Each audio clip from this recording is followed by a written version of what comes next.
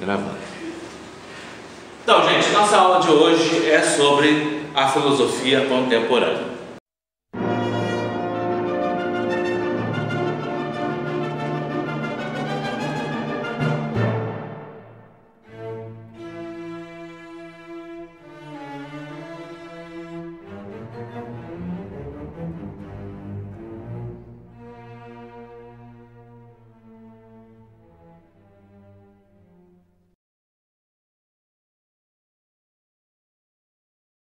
Ok? Então nós vimos muitas coisas aí do nosso curso de filosofia durante o ano e hoje a gente vai estar falando sobre, para fechar o nosso ano aí, nosso estudo durante o ano, sobre a filosofia contemporânea.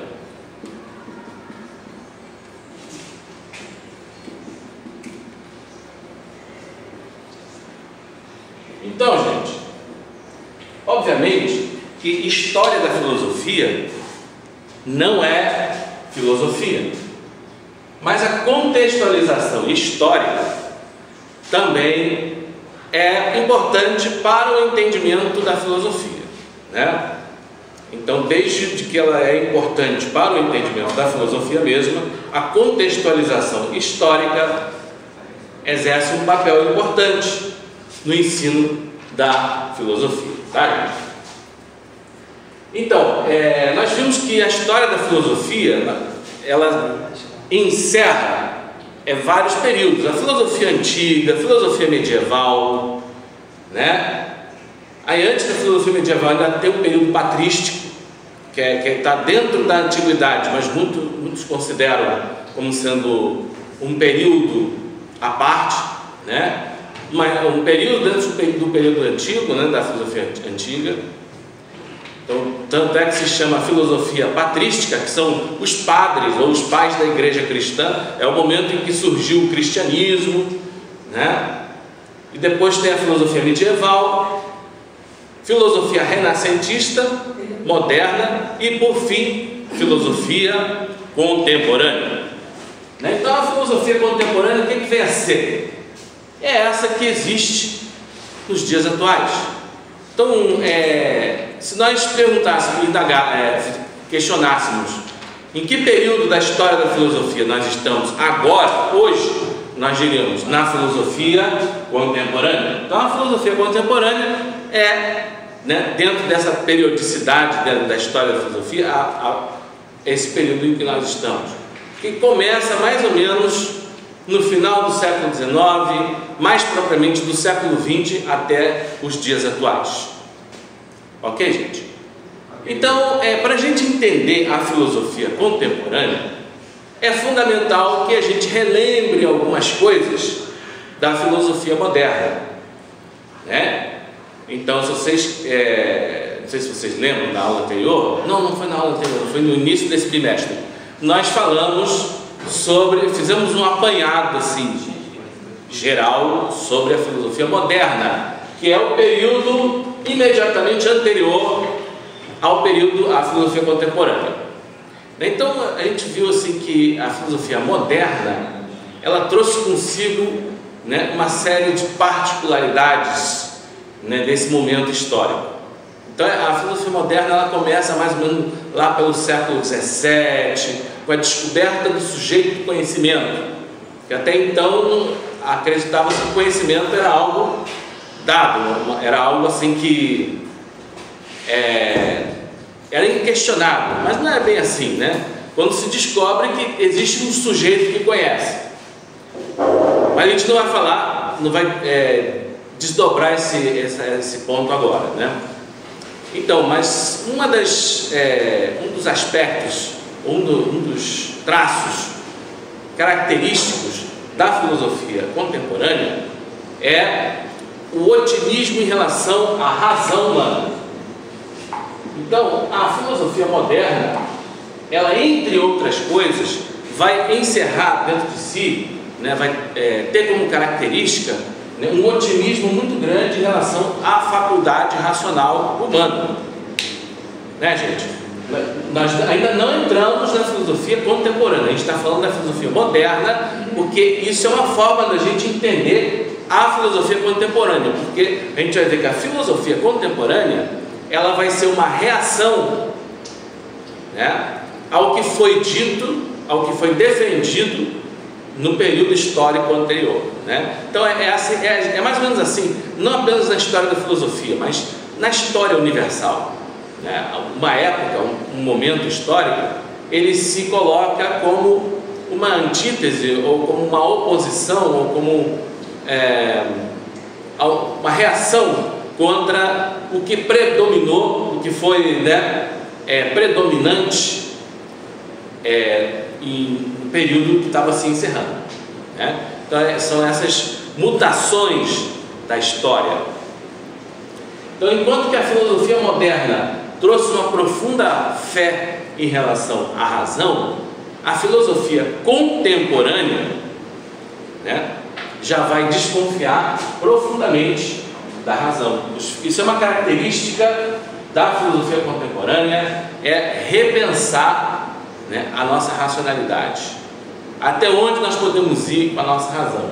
No período moderno, que vem com o século XVII, né, esse otimismo da razão se justificava por uma série de coisas, porque a religião que predominou, né, que foi hegemônica na Idade Média, impediu o livre exame, ou seja, a liberdade de pesquisa científica. Então, vários cientistas, durante as revoluções científicas, né, foram perseguidos, como é o caso de Galileu, como foi o caso de Giordano Bruno, que foi também um grande filósofo e cientista e foi perseguido pela igreja. Então, a fé, a crença, né, a fé, nada contra, todos nós temos a nossa espiritualidade, todos nós temos a nossa religião, né, mas naquele momento a Igreja Católica realmente, né, a Igreja de Roma, cometeu excessos e perseguiu aqueles que estavam imbuídos de pesquisar a natureza, os cientistas daquele tempo, né? Porque predominava uma fé muito cega e eles, segundo essa perspectiva, né, esse período mais escuro da Idade Média foi um período profundamente supersticioso, onde qualquer pessoa poderia ser considerado um bruxo ou uma bruxa e ir para a fogueira. Então a Idade Moderna entronizou a razão. A razão começou a se tornar o quê? O valor supremo, como uma reação, né, a essa coisa da Idade Média, o irracionalismo, ou o fanatismo, ou o dogmatismo da Idade Média, né? Então valorizou-se a razão. Então acreditava-se que através da faculdade racional e do livre exercício da razão poderia se superar toda a magia, toda a superstição, né? Todas essas ideias que aprisionavam, e poderia, e justamente a valorização da razão, né? A valorização da razão, beleza, pode ir lá, né? Era algo que ia libertar o gênero humano dessas crenças limitantes daquele que eles naquele momento, né, estavam vivenciando. Mas, né, só que a razão, ela trouxe consigo, sem dúvida alguma, um progresso da ciência, né? Para você ter racionalidade, você tem que ter liberdade. Você não pode utilizar a sua racionalidade sem a liberdade. Então a liberdade é um componente fundamental. Essas duas faculdades, a liberdade e a racionalidade, são duas coisas que andam juntas, né?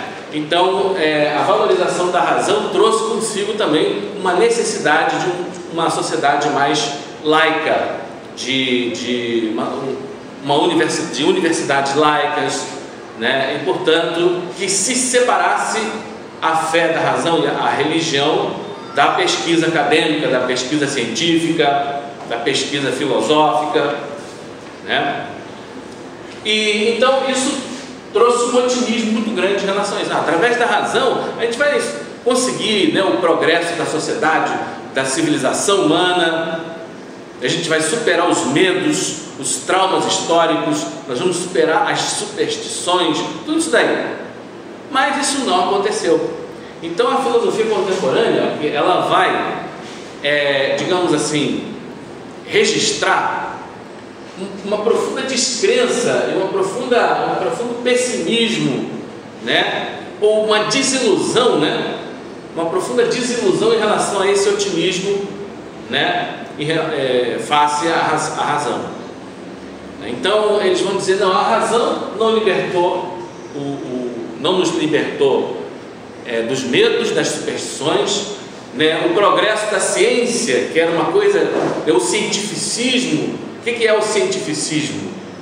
É a crença segundo a qual a única forma de conhecimento, válida de conhecimento, é a científica, né? Então, aquelas promessas todas, as grandes revoluções, né?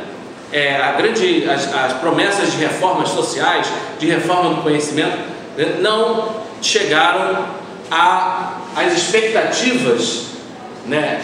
Que existiam em relação a elas. Quer dizer, elas não se cumpriram, né? Houve uma frustração, né? E percebeu-se, né, que a razão, muitas das vezes, que levou ao progresso da ciência, né, foi muito mais responsável pelo surgimento de guerras, de armas nucleares, a ogiva nuclear, né? É o resultado do progresso da ciência e do progresso da razão, né? Então a bomba atômica só foi possível graças ao desenvolvimento da física nuclear, e o desenvolvimento da física nuclear, ela é uma consequência das revoluções científicas que foram levadas às últimas consequências, o que possibilitou um grande progresso da ciência, o que trouxe consigo também uma grande crise da ciência, mas de qualquer forma trouxe muitos resultados para a ciência.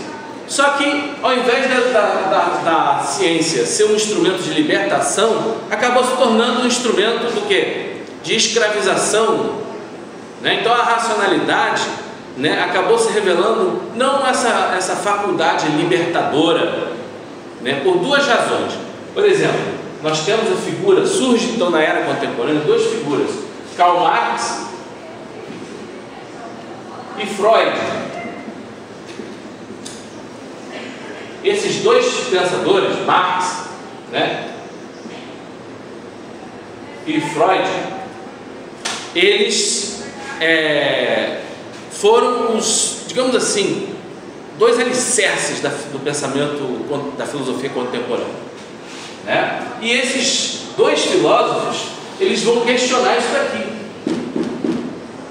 né? Marx, ele desenvolveu um conceito de ideologia,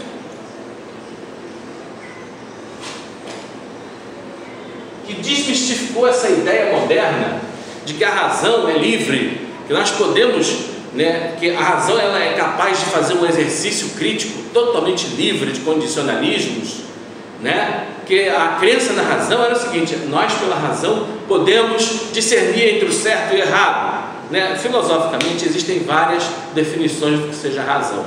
Razão pode ser entendido como uma faculdade pela qual nós diferenciamos a verdade do erro, ou pode ser a faculdade pela qual nós podemos diferenciar, né, o que é proveitoso e o que não é proveitoso, né? O mal e o bom são, né, nós podemos discernir. Uns usam até essa dicotomia, o bem e o mal, né? Então, pela razão nós podemos discernir entre o verdadeiro e o falso. Então a razão seria essa faculdade que nos possibilita alcançar o conhecimento verdadeiro, né? Mas só que a razão precisa ser livre para fazer isso, livre de condicionamentos.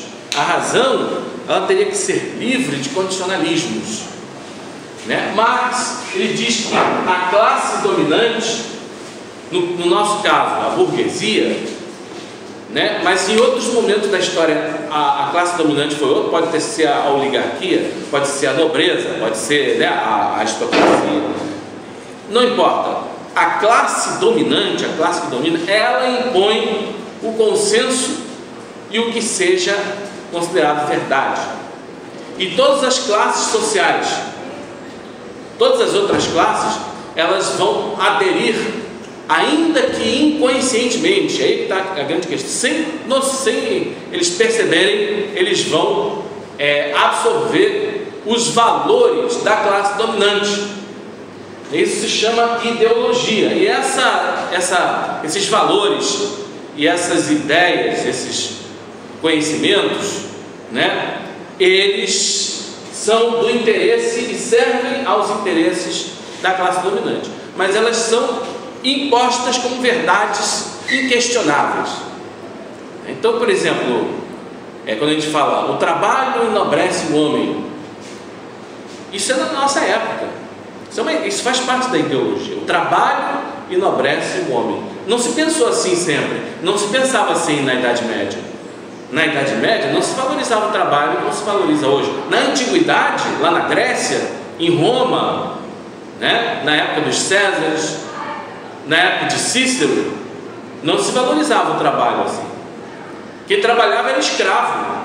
O aristocrata não trabalhava. Então, né, na Antiguidade se valorizava pelo contrário, o ócio. Né? Tem gente até que está tentando resgatar esses valores, o ócio criativo, né?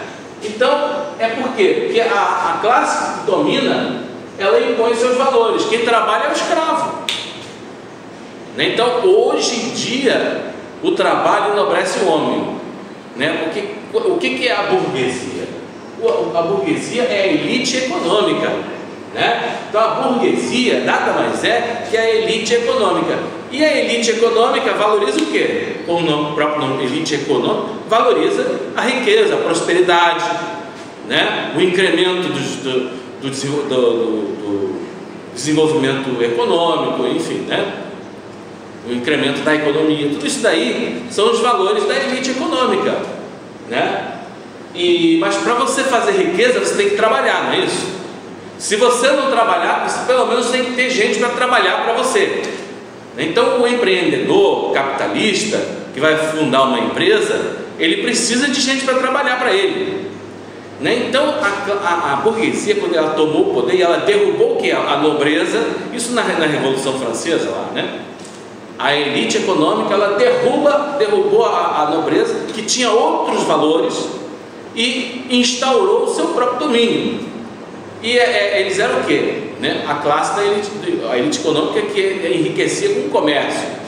Então, o negócio deles é trabalhar, é trabalho, né? Daí surge também, a sociedade ela teve que se reordenar segundo os valores dessa classe que ascendeu a sociedade, que ascendeu o poder, que ascendeu politicamente, né? Então, por exemplo, até a religião, daí se fala da ética protestante do espírito do capitalismo, né, de Max Weber, que o protestantismo passou a valorizar o quê? A prosperidade material e a poupança.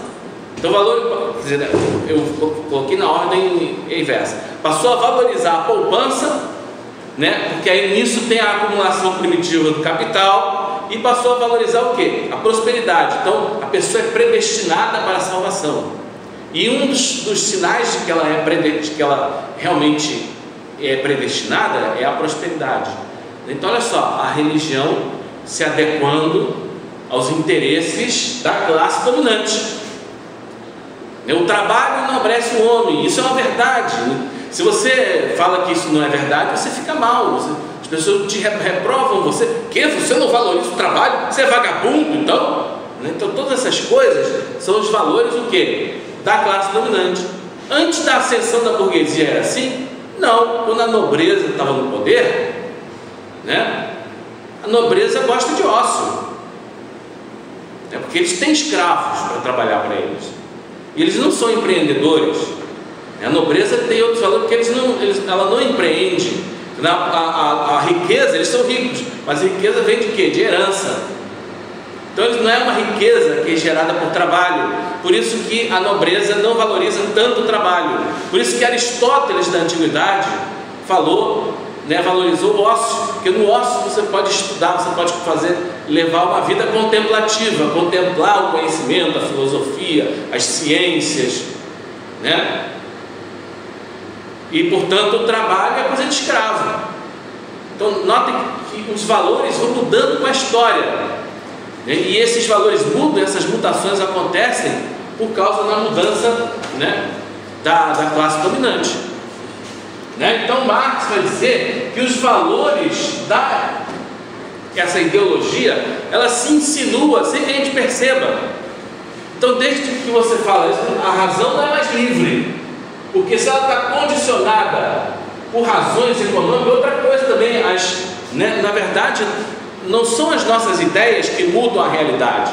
Segundo Marx, é a realidade, é o contexto e as condições, né, econômicas, são os meios de produção, a maneira como a sociedade está economicamente ordenada, que influi nas nossas ideias. Então, as nossas ideias, elas são um produto do nosso contexto social e econômico. Então, a nossa razão não é tão livre assim. Nós estamos, portanto, submetidos a um condicionamento social e econômico. Então, a nossa razão não é livre para um exercício, né, crítico, racional, totalmente livre, liberto, né? E Freud, por sua vez, ele vai criar a noção de inconsciente, né? O inconsciente, segundo essa ideia de Freud, né, o inconsciente é uma parcela da nossa consciência, digamos assim, se é que a gente pode falar, de onde vem pulsões, ele vai defender um pansexualismo, né, que nós temos, né, do inconsciente vem pulsões que elas estão num nível que não é consciente, daí inconsciente. Nós não percebemos que é assim, mas nós estamos sendo motivados, né, por determinadas forças obscuras, né, forças inconscientes, são pulsões de desejo, né, mas que a civilização reprime. Então nós somos forçados a ter que assumir uma persona, né? Assumir digamos assim, uma personalidade que não corresponde às nossas pulsões inconscientes, né? Então, quando nós somos motivados por alguma força obscura, né, nós também não estamos sendo mais o quê? Livres. O inconsciente, né, as condições econômicas, não interessa quais são os condicionalismos, se são condicionalismos psíquicos ou se são condicionalismos sociais e econômicos, né? Esses dois pensadores, eles questionaram essa visão de uma razão livre, né, que nós temos realmente essas duas faculdades, a liberdade e a racionalidade, né? Então, na esteira de tudo isso, ainda surge a escola de Frankfurt, da Alemanha, né, que tem vários filósofos representantes dessa escola, Adorno, Theodor Adorno, Horkheimer, tem outros filósofos também, Erich Fromm, que foi um psicanalista, e eles vão criar, não tem mais espaço, né, a teoria crítica. Teoria crítica.